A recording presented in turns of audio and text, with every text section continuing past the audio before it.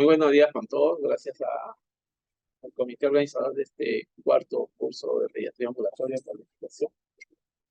Bueno, vamos a tocar un tema quizás reiterativo para muchos de ustedes, pero es importante tocarlo toda vez que es una patología común en la población neonatal y de mucha importancia sobre todo para el manejo de los niveles 1 y 2, ¿no?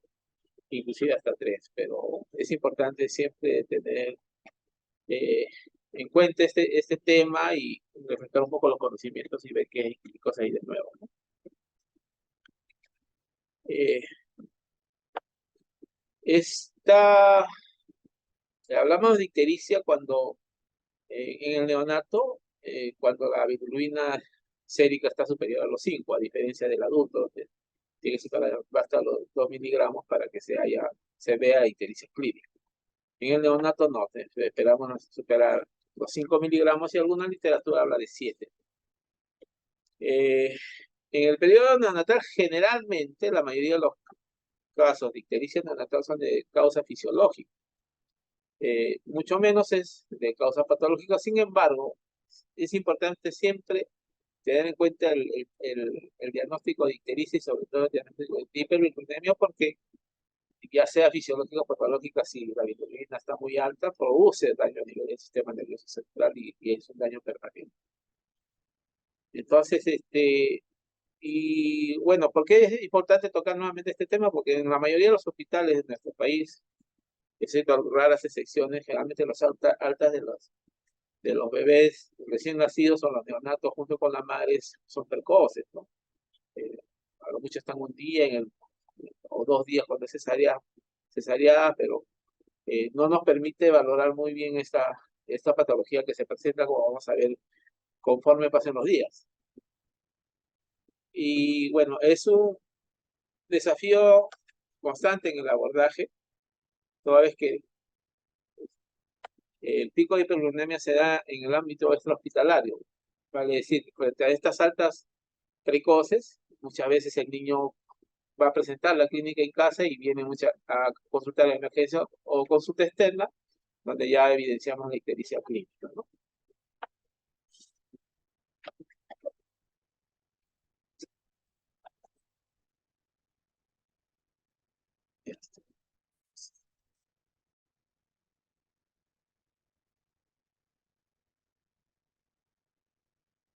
Vamos a comenzar con las definiciones rápidamente porque son varias diapositivas. Bueno, la ictericia es la parte clínica, la coloración amarilla de la piel y mucosas y fluidos por aumento de la bilirrubina en sangre.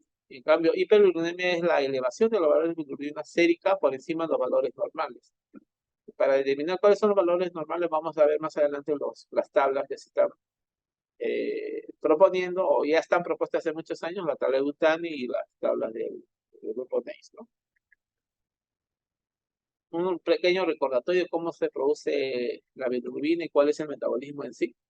Se genera generalmente, mayormente por el grupo M, ¿no?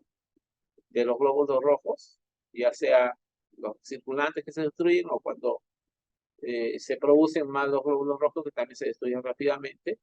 Y por lo tanto, a través de la enzima hemoxigenasa se genera la biliverdina, que es un precursor de la bilirrubina indirecta. Esto a la vez, por la enzima biliverdina reductasa, se produce la bilirrubina indirecta, ¿no? Definitivamente en estos metabolismos hay, como todo proceso bioquímico, hay producción de nuevas moléculas y eliminación, formación de otras que son las, como vemos acá, ¿no? El CO2, el hierro y el agua, y por la oxigenación como parte del catabolismo de este proceso. Igual acá, el NAD pasa a NAP, ¿no? Esto lo conocemos muy bien la mayoría de los médicos, inclusive profesionales de salud, que lo estudiamos en el pregrado y el posgrado, ¿no? La bilirrubina, una vez producida, hablamos de la bilirrubina indirecta, se une a la ceroalbúmina y es transportada a través del torrente sanguíneo y llevada al hígado, donde la proteína sectora de la membrana del hepatocito lo capta y ingresa a la célula hepática para el metabolismo, de tal manera que a través del la glucuroniltransferasa, se produce la bilirrubina directa, ¿no? Esta a la vez es eliminada, ya sea por orina, heces, estercobilinógeno, urobilinógeno, pero parte también es nuevamente desdoblada por esta misma enzima que se encuentra a nivel intestinal para producirse bilirrubina indirecta y cerrarse la circulación enterohepática que nos conocemos, ¿no? Entonces, este metabolismo de bilirrubina en la etapa fetal, mayormente la bilirrubina pasa a través de la placenta y es metabolizado por el hígado materno.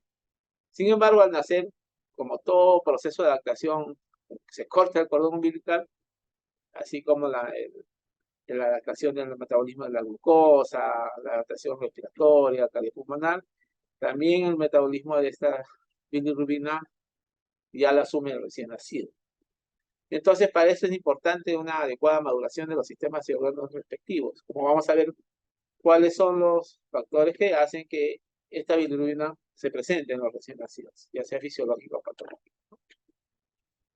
Entonces, por ejemplo, hay una producción aumentada de bilirrubina. Como mencionamos, hay una mayor masa erositaria, el tiempo de vida de los glóbulos rojos es menor, y también se produce una eritropoiesis inefectiva, lo cual contribuye a que haya destrucción de los glóbulos rojos y mayor sustrato del grupo hemo para la producción de recursos. Pero a la vez también hay una madurez del sistema metabólico hepático, ¿no? Con una menor captación, hay una menor capacidad de conjugación, así como de la excreción por vías biliares, y en el neonato la circulación enterohepática es mayor.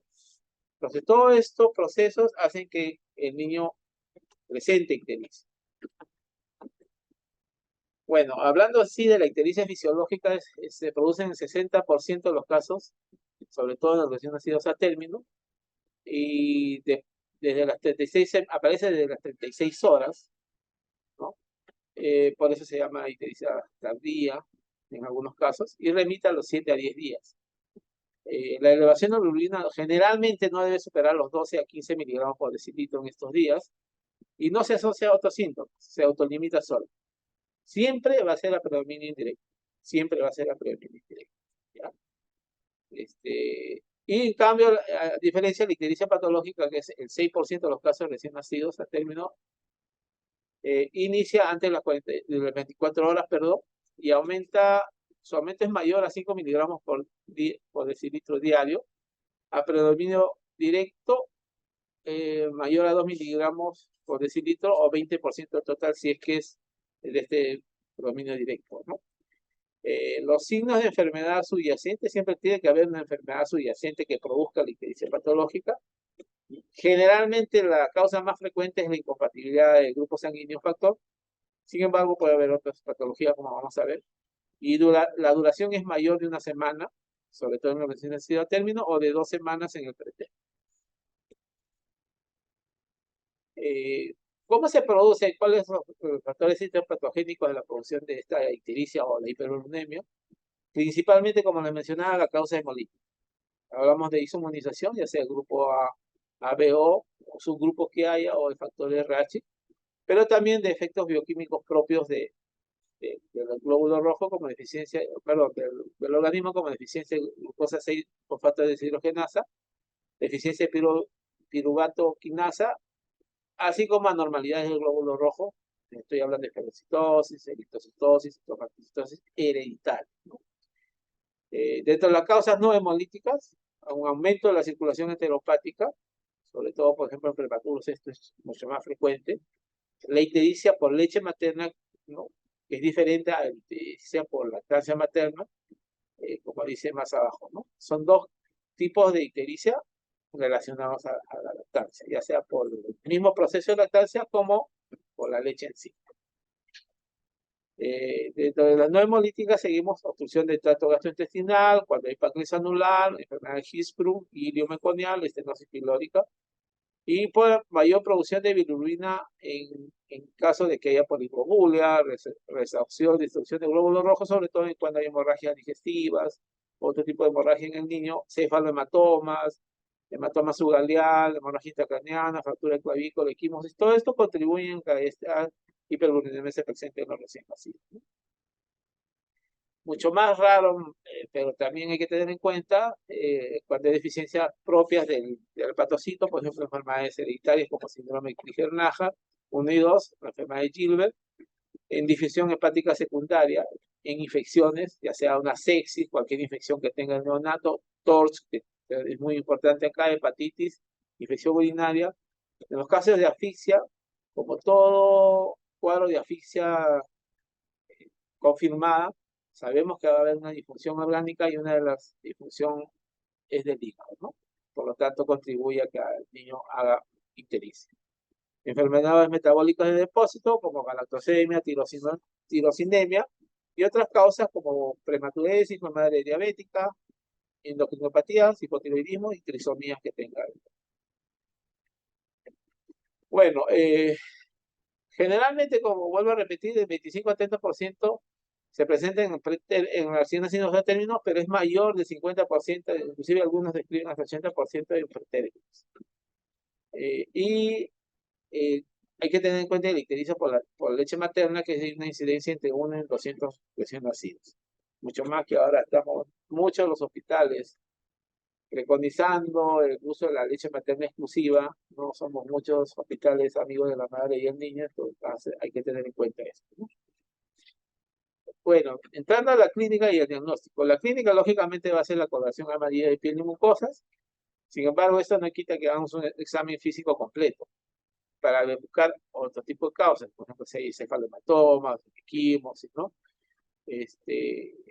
Buscar si hay hepatosplenomegalia y evaluar la intensidad de acuerdo a la progresión cefalocaudal. Esto se usa todavía, antes se usaba mucho, una valoración clínica para más o menos dar un aproximado de cuánta bilirrubina sérica vamos a encontrar. Y para eso usábamos la escala de Kramer, ¿no? Como ven ahí, esto ya lo conozco, es muy, muy antiguo. La zona 1, que es esta parte de acá, solamente la cabecita, es de aproximadamente 4 a 7 miligramos, a diferencia que si toma 5, la zona 5, o sea, todo el cuerpo, mayor de 15. Entonces, esto ayuda al médico o profesional que esté evaluando al neonato a decir, ah, no, este niño sí podría ser que tenga una hiperuremia marcada que requiere un tratamiento, ¿no? Miren de qué año es, en antiguo. En muchos hospitales, en muchos ya, hay como un screening que se hace a estos niños con ictericia clínica mediante la medición de bilirrubina transcutánea. Para eso usamos un bilirubinómetro, ¿no? Estamos en proceso de ver si se puede adquirir esto en el hospital para hacer como digo, un screening, un despistaje y ver si realmente ese niño requerimos pedirle una bilirrubina sérica para ver si requiere tratamiento o no, porque muchas veces solicitamos y la bilirrubina está dentro de lo normal. Entonces, esto evitaría estar sometiendo al niño a esta prueba quizás innecesaria. Es importante mencionar y remarcar que es ideal ver que el niño no tenga ningún factor de riesgo, como vamos a ver más adelante, ¿no? En cuanto al laboratorio, bueno, sabemos que tenemos que pedir las bilirrubinas totales y fraccionadas, la bilirrubina transcutánea como screening, como lo decía, pero hay que pedir otro tipo de análisis. Grupo sanguíneo y factor, el hemograma, hacer un frotis sanguíneo, una lámina periférica, reticulocitos para ver cómo está la producción de la médula ósea, el test de Kuhn directo, albuminemia y gases arteriales, ¿no? También PCR, examen de oliva, cultivos, prueba de TORCH si se sospecha de esto, prueba tiroideas, un perfil hepático si hay probabilidad de un daño hepático, y otras pruebas como tamizaje, ecografía y prueba para detectar deficiencia de glucosa 6 por factor de deshidrogenasa, que no la tenemos acá, ¿no? Acá hay un cuadrito que me pareció interesante agregarlo, no es muy nuevo, es de Flaherty, el manual de neonatología, donde más o menos orienta cómo podemos actuar, ¿no? Como ven, ictericia clínica, medimos la bilirrubina, aproximadamente si está mayor de 12 miligramos y el niño tiene menos de 24 horas de edad, pues pruebas de Kuhn para ver si hay hemólisis o no. Si está positiva, hay que identificar estos probables factores causales, ¿no? el RH, BO, todo eso, ¿no? Si es negativo, se pide la bilirrubina directa. Si la bilirrubina directa es mayor de 2, considera problemas a nivel hepático, hepatitis, toxoplasma, sepsis, etc. Si la bilirrubina directa es menor de 2, pedir hematocrito, si está normal o bajo, hacer una morfología eritrocitaria o lámina periférica, recuento reticulocitario, y sospechar si está normal de todas estas causas, que ya lo mencionamos. Si está normal, ver estas posibilidades, ¿no?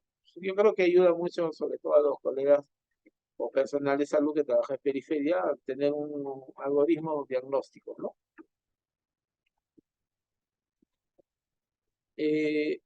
¿Por qué es importante tratar esta hiperglucemia, esta ictericia?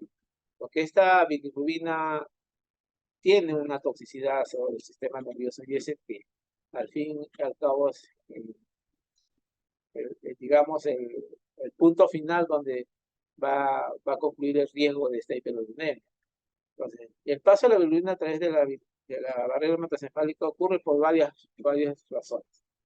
Entonces, hay una mayor aparición de bilirrubina indirecta libre, o sea, que esté en sangre, porque hay un exceso de esta bilirrubina, hay una hipoalbuminemia o hay una alteración de la bilirrubina con la albúmina, que es el transportador, digamos, medicamentos que compiten con esa albúmina para la ligación. Entonces, esto hace que esta bilirrubina indirecta esté mucho más elevada, libre, estoy hablando de libre en sangre, y ahí tenga el riesgo de pasar a la barrera hematoencefálica, porque esta barrera está aumentada su permeabilidad, y sobre todo en estos casos, cuando hay infección, asfixia, shock, prematurez, hemorragia.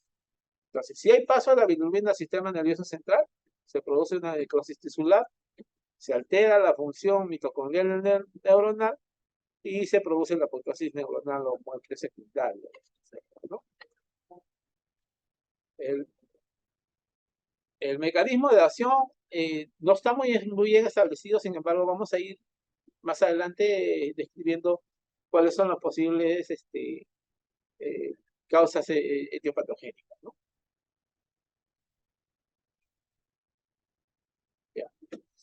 El daño de esta bilirrubina sobre el sistema nervioso está determinado primero por el tiempo de exposición. Y que es importante para ver el diagnóstico oportuno en el niño, ¿no?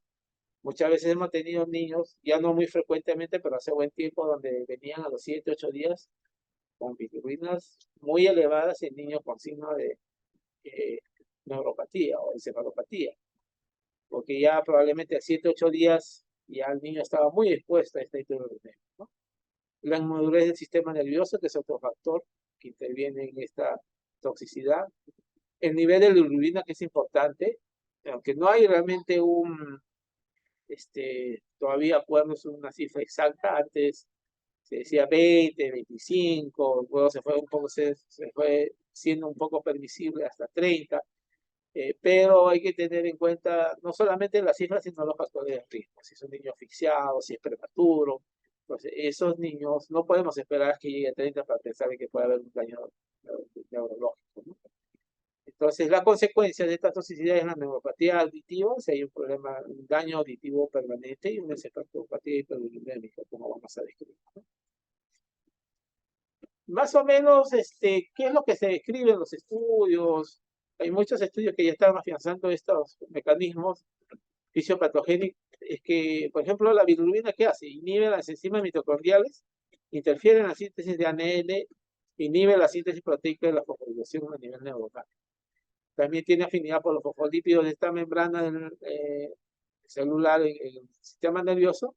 Inhibe la captación de tirosina, que es un marcador de transmisión sináptica, o sea, no se produce la transmisión sináptica. Inhibe la función de los receptores N-metil-D aspartato de los canales iónicos, que interfieren con las señales neuroexcitatorias y deterioran la conducción nerviosa, sobre todo esto a nivel del nervio auditivo.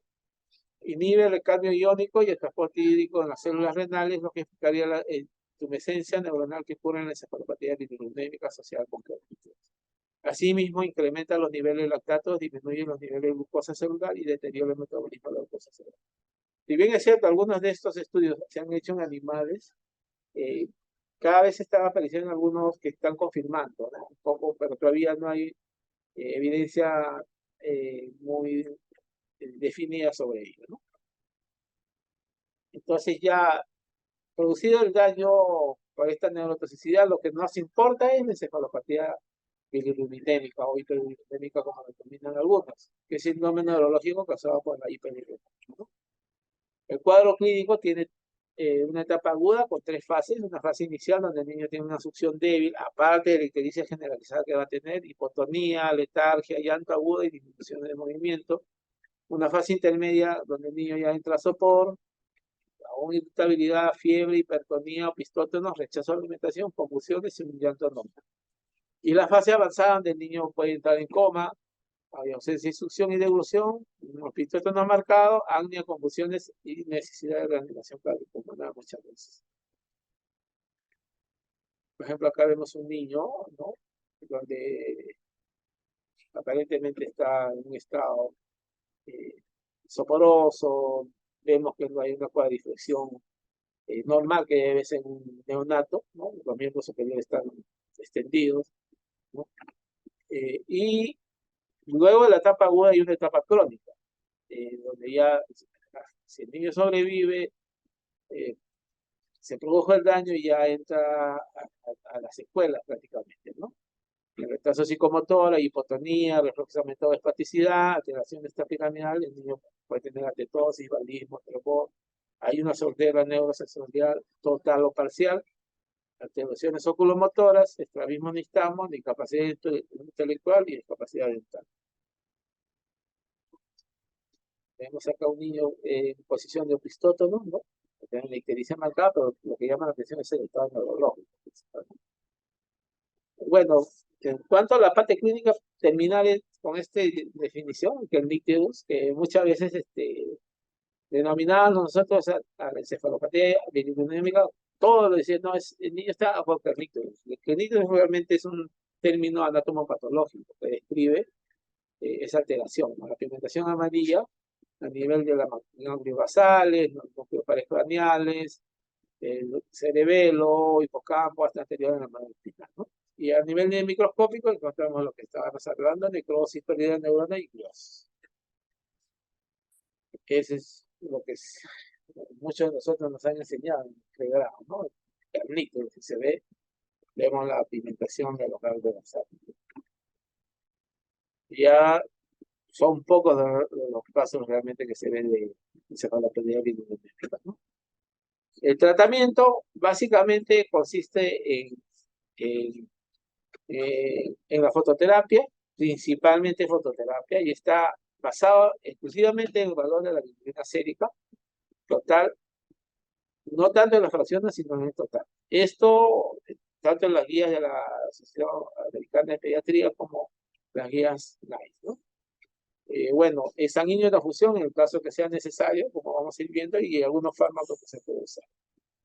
La base del tratamiento de fototerapia es hacer que esa bilirrubina generalmente indirecta se disuelva, digamos así, entre comillas, ¿no? Se disuelva, se disgreve, se descomponga para poder ser eliminada. Y hay varios mecanismos de la descomposición de esto. Una fotoisomerización, ¿no? Que con el producto de un isómero de bilirrubina, la isomerización estructural, o sea, prácticamente la alteración de la estructura propia, donde se produce la lumilubina, perdón, y la fotooxidación donde se produce el metabolito polar. Esto todo producido por la acción de la luz de la fototerapia, ¿no? Entonces, sí, a ver, mecanismo, ¿cómo es el mecanismo de acción? Estos fotones entregados por la luz están absorbidos por la urina en la piel y el tejido celular secundario y se producen los cambios que estábamos mencionando, ¿no? Esa integración estructural, es irreversible, esta bilirrubina es de fácil excreción y se elimina por vía biliar y en menor grado por vía urinaria. La fotoisomerización, conversión en isómeros 4Z15E, que es reversible y se excreta en la bilis y sin conjugación. Y la fotooxidación convierte la bilirrubina en metabolitos polares secretados en la orina. Ahora actualmente los equipos que se usan generalmente son lámparas de luces LED, generalmente la luz azul y solo que no genera mucho valor en cuanto a este último, ¿no? Este último mecanismo. La efectividad de esta fototerapia va a depender mucho del equipo, efectivamente, ¿no? Entonces hay que tener en cuenta que este equipo por lo menos debe generar un espectro de luz entre 430 y 490. 460 es lo ideal, ¿no? La distancia de la fuente es muy importante, esto, distancia. O sea, a veces vemos que el equipo lo pone un poco alto, dice, no le vaya a quemar al niño. Vuelvo a repetir, la mayoría son luces LED que no generan calor. Y la distancia es de 30 centímetros, ¿no? Y 15 a 20 si es necesario, sobre todo cuando indicamos fototerapia intensa, ¿no? O intensiva, ¿no? Y es importante la superficie corporal expuesta. Por eso es importante el niño estar rotando. Muchas veces le ponemos la fototerapia, lo dejamos más de 12 horas en una sola posición, no lo rotamos para que actúe a nivel, como dijimos, en la piel y tejido celular donde tiene que actuar, ¿no? Cuando se acerca a valores de sanguíneos transfusión, hay que hacer la fototerapia intensiva, ¿no? Dice acercando a 15 a 20, por fuentes de luz dobles o triples, con equipos laterales, colocar en la cuna elementos que reflejan la luz, utilizando luz halógena de una alta intensidad y usar mantilla de fototerapia. Hay un tipo de mantilla que da fototerapia también. Contraindicada la exposición a luz solar directa. Ahora, esto de las fuentes de luz dobles o triples está en mucha controversia. Hay mucha literatura, muchos estudios donde dice que basta de repente hasta con una sola lámpara. Ahora la mayoría de las lámparas dan dos tipos de luces, una luz más tenue y otra luz más intensa, ¿no? Esto por un lado. Dos, porque cuando hay tres equipos, imagínense, para poner una cuna y una incubadora, tres equipos, las tres no van a incidir directamente en el cuerpo. Vamos a tener bastante espacio muerto entre la lámpara y el bebé. Entonces, realmente sí, puede usarse uno o dos equipos, pero hasta tres yo creo que es bastante empírico hacer este tratamiento con tres equipos. Pero bueno, lo menciona mucha literatura todavía, ¿no? Por eso lo puse ahí.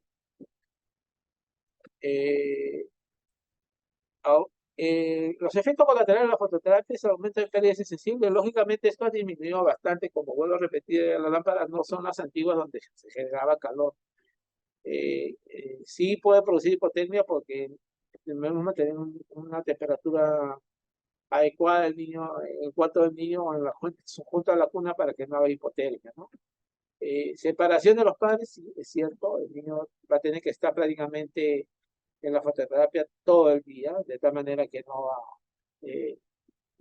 va a recibir lactancia, aunque en algunos sitios, si es que la hiperuremia no es muy marcada, se está pregonando de una otra manera algunos periodos de lactancia corta, ¿no? El daño retiniano es importante el uso del antifaz, siempre, a pesar de que lo tiene, verificar que esté bien puesto, porque muchas veces el bebé se mueve y ese lente no está en su posición y puede producir daño retiniano. Un rash cutáneo, pocas veces se ve, pero se da. Y el síndrome de niño bronceado, que sí es importante tener en cuenta, sobre todo en niños con ictericia colestásica. Como vimos en el programa diagnóstico, cuando vemos que hay bilirrubina directa elevada, que nos puede orientar a una ictericia colestásica, generalmente esos niños no deben estar expuestos a fototerapia porque el niño lo vamos a broncear. El niño de lo amarillo que está se va a poner medio gris, ¿no? Pues esto nos va a asustar mucho y a los papás también. Entonces, si vemos que hay una hiperuremia predominio directa, suspender la fototerapia, ¿no? Conjuntivitis en el caso de que no se haya un aseo frecuente de los ojos que van a estar cubiertos. Ocasionalmente hipocalcemia y deficiencia de riboflavina mencionan, ¿no? Hay dos contraindicaciones específicas, la porfiria eritropoyética y el uso de medicamentos que aumentan la fotosensibilidad. Hay que tener en cuenta esto, ¿no? A ver, hay importante determinar los periodos de control de la bilirrubina, ya sea el niño riesgo antes del tratamiento e inclusive después del tratamiento, ¿no? Como dice ahí, hay un control de bilirrubina cada 8 a 12 horas si el niño no es de alto riesgo. Vale decir, si es un niño que está por hiperbilirubinemia, no hay causa de probable hemólisis, que se produzca una hemólisis masiva donde el niño llegue a tener niveles cerca de sanguíneo de transfusión, donde sí hay que hacerle cada 4 o 6 horas, ¿no? Por ejemplo, incompatibilidad de factor, RH, incompatibilidad dentro de la A, B, O, la B, que es la más digamos, agresiva, de la cual muchos de los colegas que ya tenemos años trabajando en neo sabemos que son los más difíciles, un poco más difíciles de tratar, ¿no? Y entonces hay que hacer esos controles a estos chicos, ¿no? El criterio de alta de fototerapia no hay un consenso. Nos basamos siempre en los niveles, en las tablas, ¿no? Y siempre hay que tener en cuenta si hay factores de riesgo asociados que haga que pueda volver a presentar un alza, un signo de rebote, ¿no? Como ven ahí, hay un score que lo planteó la Asociación Americana de Pediatría, donde da unos valores, ¿no? Por ejemplo, 15 si es la gestación menor o igual a 38, menos 7 por la edad en días, menos 4 por la bilirrubina de indicación de fototerapia, menos la bilirrubina asociada a la fototerapia, más 50. Si todo este número es menor de 20, el riesgo de rebote es menor de 4. Pero si es mayor de 30, el riesgo de rebote es mayor de 10. Entonces hay que tener mucho cuidado en la suspensión de la fototerapia. También tener en cuenta que, como mencionamos en el mecanismo de acción de la fototerapia, muchas veces, y lo vemos en la práctica, ¿no? El niño, por decir, entra con 18 al segundo día y al primer día de fototerapia, en vez de bajar, está a 20. Decimos, pero ¿qué pasó? Si está en fototerapia, no tiene mucho factor de riesgo, hay que tener en cuenta que muchos de estos eh, eh, derivados de la fotoisomerización son captados como bilirrubina, entonces, inclusive, por ejemplo, de la fotoisomerización, más o menos 70-80% de estos son captados como bilirrubina, entonces hay que tener mucho cuidado, ¿no? En vigilar eso y otros signos más de probable hemólisis, ¿no? Estos son los equipos que se usan actualmente, ¿no? Por ejemplo, acá hay, generalmente estos son equipos más portátiles que se pueden poner encima en la incubadora, pero hay otros que son lámparas, ¿no? Que se pueden usar. Este parece igual para poner así como encima de la incubadora. Y hay otros que son como fundas, ¿no? Que se ponen debajo del mismo. Bueno, estas son las recomendaciones de la Academia Americana de Pediatría, conocidos por todos, ¿no? Donde maneja generalmente 3 categorías, ¿no? Alto riesgo, 75 a 37 semanas más los factores de riesgo. De mediano riesgo, mayor de 38 semanas, perdón, con factores de riesgo, o 35 a 37 semanas sin ellos. Y de bajo riesgo, mayor de 38 semanas y bien, ¿no? Valores según la edad, a las 24 horas, 8, 10, 12, es variable, ¿no? A las 72 y 96. Esta es la curva de Botany que se hizo buen tiempo, se planteó en el 2004, se actualizó en el 2007, y en el 2022 hay unas actualizaciones, pero básicamente en cuanto a los valores de curva, como vamos a ir viendo, ¿no? Igual dice acá, ¿no?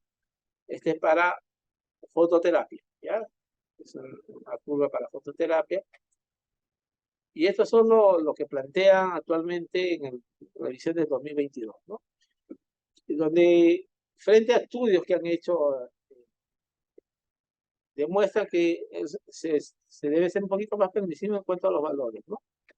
Entonces, como menciona acá, si es bajo riesgo, ya no definen tanto, por la gestación, haciendo, dice 38, 39 y 40 semanas. Lógicamente es estable para mayores de 36 semanas, ¿no?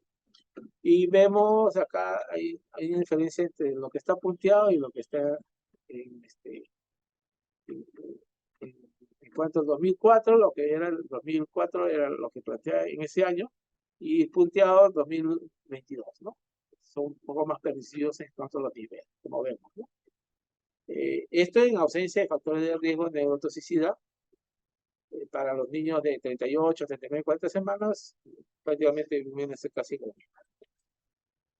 De riesgo medio, igual, vemos lo que está con línea continua, es lo que se plantea en el 2004 y con línea puntiaguda o puntos, punteado es del 2022 de acuerdo a la edad gestacional, ¿no? 36, 37, 38 semanas, 39, en cuanto al de mediano riesgo, ¿no? Y de mayor riesgo igual, tanto para fototerapia como para el sanguíneo en las tres tablas que he presentado, entonces para fototerapia como para el sanguíneo, son más permisivos en cuanto a los valores, ¿no? Inclusive hay una calculadora, así como hay una calculadora, bueno, la mayoría de nosotros los neonatólogos manejamos el biliar. Sin embargo, la Academia Americana de Pediatría también lanzó en el 2022 una calculadora. Así como hay una calculadora para sepsis, hay una calculadora para hiperuremia, y ahí van a encontrar la página donde lo pueden buscar y usarla si necesitan. Bueno, y ahora, estas tablas generalmente, como ven, ustedes se usan para niños de 35, 36 semanas de edad, ¿no? Pero muchas de las guías, la guía de la maternidad recomienda que para los prematuros usemos esta guía online, ¿no? Donde hay curvas tanto para fototerapia o para esa guía de transfusión hasta las 24 semanas de gestación, ¿no? Bueno, terapia complementaria, la alimentación es importante, ¿no? Una hidratación adecuada y, bueno, refieren que hay mayor aporte en los requerimientos del recién nacido y el seguimiento, que es importante, ¿no? Hay un control precoz en caso de que el niño salga de alta precoz junto con la madre, si hay existencia de factores de riesgo, si hay una baja importante de peso, como muchos de los bebés que nos llegan, si la lactancia no está bien establecida y si las bilirrubinas están cercanas a niveles de tratamiento. O sea, estos chicos hay que hacerlos lo más pronto posible, ¿no? Una cita precoz, 24, 48 horas para ver cómo va. Bueno, esto ya lo describí en los valores. La sanguíneo transfusión, que cada vez se hace menos, ¿no? Pero sin embargo es una parte importante del tratamiento, sobre todo para evitar la hiperuremia, perdón, encefalopatía bilirurémica, ¿no? No hay un consenso sobre los valores de corte, como ven hay diferentes tablas, inclusive hay algunos países donde usan sus tablas propias, ¿no? Europa maneja unas tablas, América maneja otras tablas. Los más usados son los propuestos para la Asociación Americana de Pediatría. Eh, eh, es importante, sobre todo, tener en cuenta, como decía desde el inicio, los factores de riesgo de lo que está asociado a este niño, ¿no? Para tener una hiperuremia patológica. Por ejemplo, enfermedades hemolíticas de recién nacido, la velocidad del aumento del ritmo mayor de 0,5, si hay una anemia que se incrementa bruscamente y signos neurológicos, ¿no? Se describe esto, ¿no?, en literatura, y la enfermedad hemolítica o insulinización, la deficiencia de glucosa 6-fosfato de deshidratación, asfixia, sepsis, acidosis, algún niño menor de 3, tener en cuenta todos estos factores de riesgo en cuanto a estos niños para el seguimiento, ¿no? Bueno, esto, por ejemplo, es lo que plantea la Academia para el sanguíneo transfusión de 2004. ¿Cómo se hace el método de sanguíneo transfusión? Generalmente se propone un recambio sanguíneo en doble volumen, 160, teniendo en cuenta que la volemia, el volumen sanguíneo del niño es de 80 a 90 cc por kilo. Entonces, con esto vamos a remover el 87% de los glóbulos rojos circulantes de los niños. Se hace alicuotas de 10 a 20 y debe haber una reducción de la bilirrubina total en 50%. Se recomienda que después de la sanguínea transfusión no se suspenda la fototerapia, debe continuar la fototerapia porque van a quedar glóbulos rojos todavía sensibilizados con riesgo de muerte, ¿no? Y la administración de calcio intravenoso siempre 1 mililitro cada 100 mililitros de cambio sanguíneo. Este procedimiento debe realizarse en forma aséptica, con todas las medidas antisépticas posibles, en forma lenta, por lo menos debe durar 2 horas.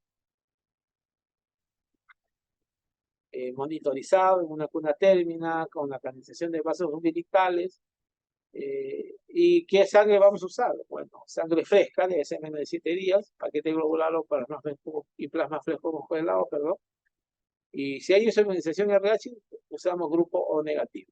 Si hay incompatibilidad, grupo O negativo o con RH compatible con la madre o el hijo. Siempre hacer pruebas cruzadas con la madre, siempre debe hacer pruebas cruzadas con la madre. Y ahí vemos más o menos cómo se está realizando. La enfermera está haciendo los cambios con alicuotas, es una foto muy antigua. ¿Qué complicaciones se producen en la desanguínea de transfusión? Hay hipotensión, lógicamente porque hay extracción de volumen de forma relativamente rápida, o todo lo contrario, una sobrecarga de volumen aguda, alteraciones metabólicas de calcio, magnesio, glucosa, arritmias radicarias, embolias, apnea, cianosis. Esto se presenta, no piense que no es frecuente. Hemos tenido casos de niños, bueno, cuando están haciendo su especialidad y sobre todo en tratarlo con la especialidad de algo, ¿no? Entonces, hay que tener mucho en cuenta esto, ¿no? Vasoespasmo, trombosis, riesgo de NEC, interferencia necrotizante, trombocitopenia, trastorno de coagulación, embolia aérea, tromboembolismo, pues hay que saber hacer bien la administración de las alicuotas, evitando la administración de aire, infección y muerte, ¿no? Y también se usa un tratamiento farmacológico, por ejemplo, el ácido uso de soxicólico. En caso de hiperuremia por colestasis, entonces esto aumentar el flujo de la bilis y ayuda a reducir estos niveles de ¿no? Combinados. Hay datos de una seguridad y beneficio adecuado, ¿no? No se recomienda irse el uso rutinario, ¿no? Pensar siempre que esto es para todo tipo de colestasis. Y el uso de fenobarbital, que tampoco ya se usa mucho, aumenta la conjugación y ejecución de la bilirrubina, sobre todo la directa, y disminuye los de niveles de bilirrubina total cuando se administra a mujeres embarazadas. No se recomienda rutina, pero está todavía, ¿no? Gamma globulina, enfermedad autoinmune, hemolítica, una dosis 0.5 a 1 gramo por kilo, y puede repetirse a la dosis. En cuanto a prematuros, en forma básica plantean este algoritmo de tratamiento, por ejemplo, en menores de 1000 gramos en las primeras horas, siempre colocar fototerapia profiláctica, ¿no? En los de 1000 a 1500 gramos, si hay de 7 a 9 miligramos por ciento, y así, ¿no? Según el peso, en las primeras 24 horas, y 6 sanguíneos si están los valores que se mencionan ahí. Lógicamente que estos tablas que antes se proponían, ya, como vuelvo a repetir, en muchos países, por el uso de la guía NICE y otros, ya es más objetivo, ¿no? Igual, otro cuadrito similar. Ahora, ¿cómo hacemos el seguimiento ambulatorio? ¿Qué recomendaciones? Siempre evaluar el riesgo de hiperuremia de todo recién nacido antes del alta, si esta se da antes de las 72 horas de vida. Ese es un tipo de recomendación número 1. Hay que proporcionar información verbal y escrita a los padres al alta sobre la ictericia. Es un signo de alarma que tienen que vigilar, explicarles bien, que deben acercarse a emergencia si es que ven que el niño se pone muy amarillo, ¿no? Y si todo, sobre todo si es todo el cuerpo, ¿no? Y cómo deben monitorizar esto, ¿no? Vigilar todos los días. Entonces, este tipo de recomendación número 1, primer nivel también. Todo el recién nacido debe ser examinado por un profesional sanitario en los primeros días tras el alta. La norma técnica de control de atención de recién nacido plantea que el control debe ser a las 48 horas, ¿no? Pero vuelvo a repetir, si es un niño con factor de riesgo, la cita debe ser mucho más frecuente, a las 24 horas, ¿no? Sobre todo en niños con factores de riesgo, ¿no? Y este seguimiento debe ser individualizado en relación de riesgo de complicación. Generalmente, ¿qué hacemos nosotros con los niños acá que nacen con compatibilidad OA, eh, o B, o AB, o compatibilidad RH? Le hacemos un control antes del alta y los citamos que cojan. Dice una concentración de bilirrubina total consistente en como de 24 a 48 horas y un bajo umbral para realizar el riesgo elevado de la posibilidad de una mayor vigilancia con seguimiento de las siguientes 24 a 48 horas de control, ¿no? Si el niño es dado de alta antes de las 48 horas, necesarias dos visitas, dice. En las primeras 24 a 72 horas y en la segunda entre 72 a 120 horas. Bueno, esto es lo ideal. Se plantea en muchos países donde hay personal que puede hacer seguimiento domiciliario. Lamentablemente acá no es muy factible, pero sí lo recomendamos que vengan a las 48 horas o en el de los casos a las 24 horas. Si no es, eh, no se puede garantizar el seguimiento con riesgo elevado de ictericia y hipovolemia, se debe retrasar el alta, o sea, se suspende el alta, inclusive se pide eso al servicio de higiene y obstetricia para evaluar al día siguiente con unos valores de bilirrubina. Esto da también una recomendación tipo 1, ¿no? En algunos casos lo hemos hecho acá, ¿no? Que no se puede ir porque el niño está con riesgo de hipovolemia, hemos pedido unos valores que están en un límite, entonces le decimos que se quede un día más, ¿no? A pesar de que muchas veces el servicio higiénico necesita las camas para otros pacientes. En el caso de inmunización, estos pacientes tienen riesgo de anemia severa tardía. Se recomienda el control de hemoglobina después de 2 semanas si está a baja, al alta, y a las 4 semanas si era normal. Bueno, tiene un nivel de evidencia 5 en la recomendación, ¿no? Bueno, eso es todo. No sé si tienen alguna pregunta. Muchas gracias por la clase.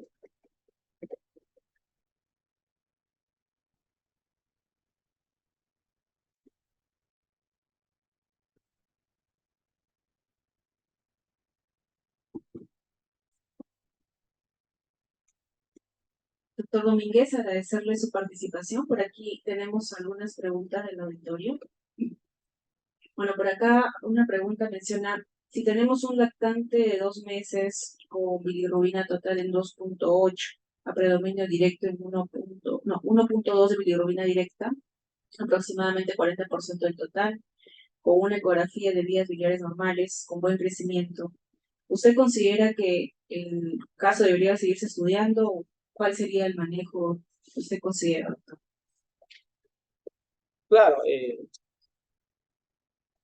claro, es una pregunta importante. A pesar de que es un niño lactante de 2 meses, vemos que la bilirrubina directa es alta, o sea, es en porcentaje con respecto a la bilirrubina total. Entonces, sí es importante seguir haciendo un estudio de ese niño para descartar problemas de hepatopatía hereditaria, como mencionábamos, ¿no? Guernaja. Entonces, ver otras causas que estén produciendo esto, ¿no? Hay un seguimiento. Sí debería seguirse haciendo el estudio, a pesar que no requiere un tratamiento de fototerapia, nada, porque no sabemos cómo va a evolucionar este niño. Importante hacer de repente un mensaje metabólico ampliado para ver si hay alguna otra causa que puede estar incidiendo en esta valoración, ¿no? Muchas gracias, doctor. Una pregunta también menciona respecto a la utilidad del uso del bilirrubinómetro y su utilidad y sus limitantes.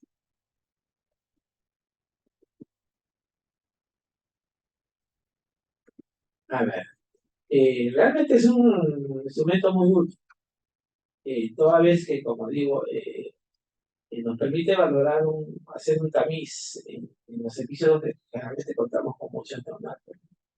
Como decir, hospitales grandes, San Bartolomé, la maternidad, Carrión, que maneja un número de neonatos en puerperio alto. Entonces, es importante el uso de esto para hacer un despistaje. Lógicamente, como vuelvo a repetir, es ideal valorar el caso. Si es un niño sin factores de riesgo, ¿no? Donde vemos que hay una coloración amarilla de la piel que nos hace sospechar que hay una hiperuremia, podemos pedir hacer una medición por virus. Lógicamente el limitante es que no es muy exacto realmente, no es que se traduzca que el valor que encontremos acá sea el serio, ¿no? Y también que nos da un valor de vitamina total, ¿no? Es que diga estas indirectas de que sabemos que se está produciendo eso. Ese sería el principal limitante. Dos, el mismo hecho de la toma del genómetro, a veces no es tan fácil tomar el niño, ni que se mueve, no podemos hacer una buena fluctuación con la región donde se toma, generalmente la frente, y nos puede dar un valor falseado, ¿no? Muchas gracias, doctor. ¿Alguna pregunta de los asistentes al auditorio que deseen complementar al doctor Domínguez? Doctor, una última pregunta quizá. ¿Cuáles serían las condiciones que puede tener nuestro paciente para poder ser más cuidadosos en el descarte de la hiperbilirubinemia? O sea, algunas condiciones en las cuales tenga más posibilidades de ser neurotoxicidad.